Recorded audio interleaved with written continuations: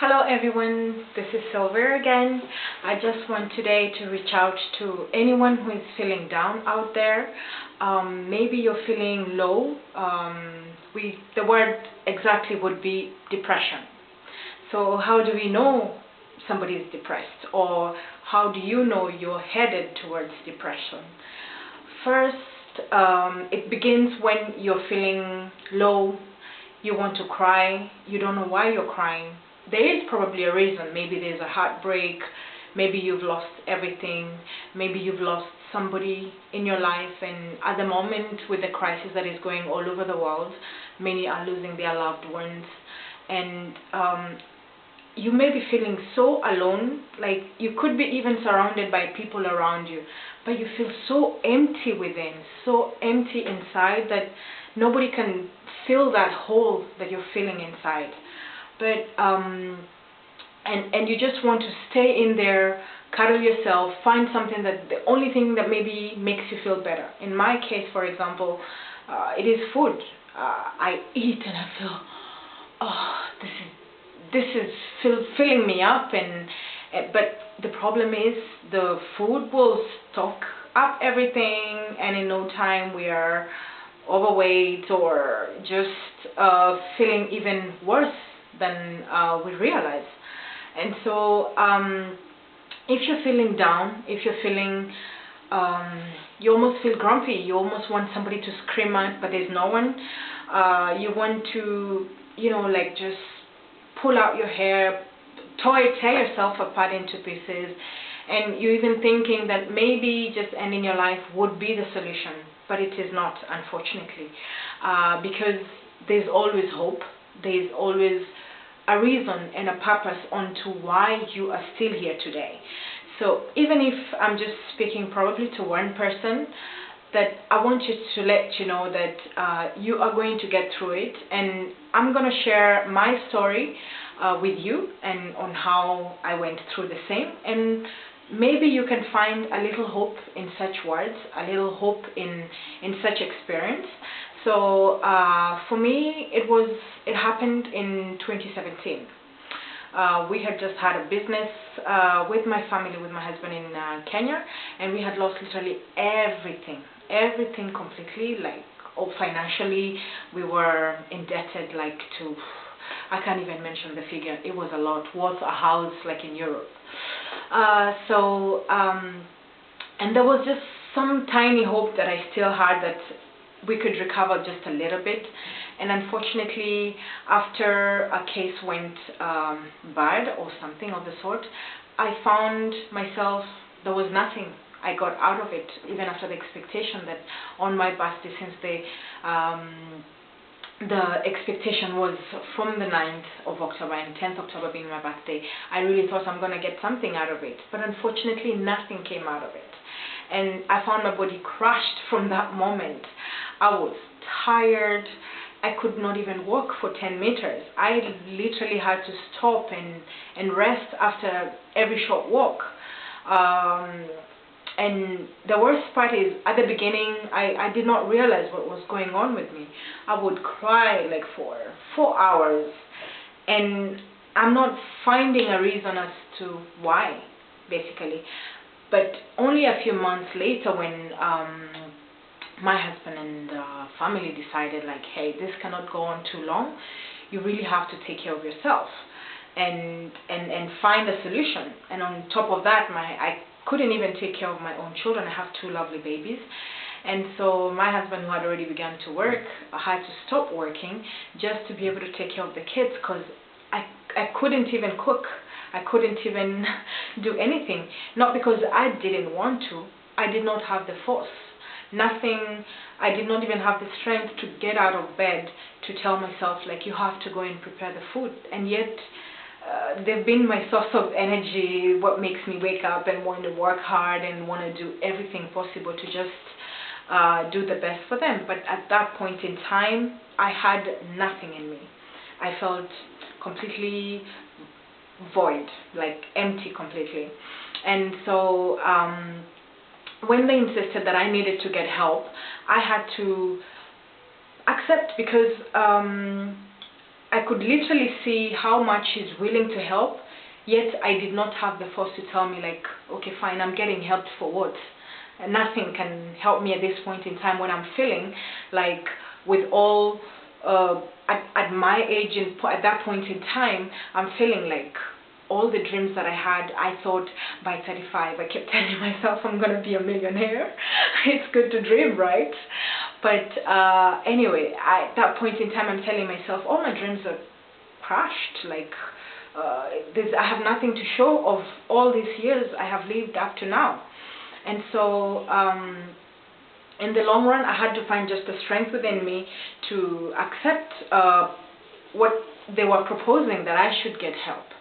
But when you think, like in my culture, I come from a country in Africa. One day, I hope you can guess.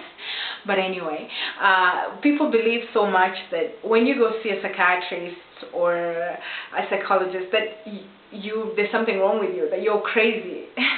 And it's not true.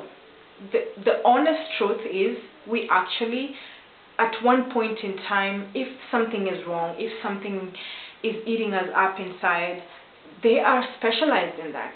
They studied, they took the time to get educated in that sector, and they have studied all sorts of people and characters and ways to be able to help anybody who may be going through trouble, or even just stress within themselves, or even the crazy ones. And it is normal that there could be something wrong, and that they are there to help us. So after accepting, and I had to just take the step and take different appointments, and it's not even me who did it, to be honest. So hopefully maybe you have someone who can do that for you. And if you don't, I'm urging you and requesting that you find the strength within yourself to, just search on Google, or try and take a encyclopedia, or just contact list of, find the doctors around you, and you will be able to find one who will be able to assist you. I would suggest you find 3 so that you can see the 3 in different times, because it literally has to be a feeling. If one is not, if you're not feeling that person, if you're talking and you feel like, in my case, the first one, I would talk and talk and talk, and she would make me repeat myself, and I realized, like, well, I'm paying you so much money and you are not even really listening and making me repeat myself, and it felt like almost unfair. But anyway, after 2 times, I realized, nah, I can just find somewhere else or somebody else to talk to. And as much as I really needed to probably empty out the bag and open up and maybe find the real cause of the bitterness that was building and the anger that was building inside, I did not realize it was becoming like a whole volcano boiling inside that needed just to erupt and, blow out and get out, so that there's some probably air to calm things down there. And so I finally saw my main doctor, and my main doctor, suggested another professional person. And this is where I found the help, and just talking and talking and talking, and he would literally pinpoint the areas that needed to be touched on. So that is one proposition I would suggest that you probably need, so that you can be able to find the help that you require. That would be the first step. Already just accepting to get help, that's the first big step. Second big step is literally taking the time to call and book an appointment to find the way to go there. And the third big step, and here you're becoming a hero, is literally going to the appointment and beginning to talk to the person. And you'll realize once you've talked to the person, it makes you feel much, much better. And then the fourth point I would say is, once you start talking and feeling like you're emptying the bag, and you're feeling a little bit lighter, because it almost feels like you're carrying stones on your back and everything. And so if it feels too heavy and that you know, once one bag is laid off and you're feeling a little bit lighter, one little thing I would just suggest: try and take a walk. Take a walk just for an hour.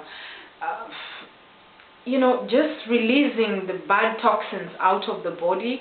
A little sweat is almost releasing a little toxin out of you, and probably one stone of the bag from the heavy lifting that you're carrying on your shoulder will be the one to get out.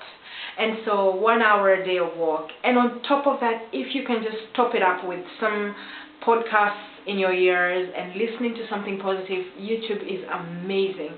It's given us so much material, so much to listen to. I can give suggestions under my, just down under the writing. You will be able to see a few books that audiobooks that I was able to listen to that helped a lot.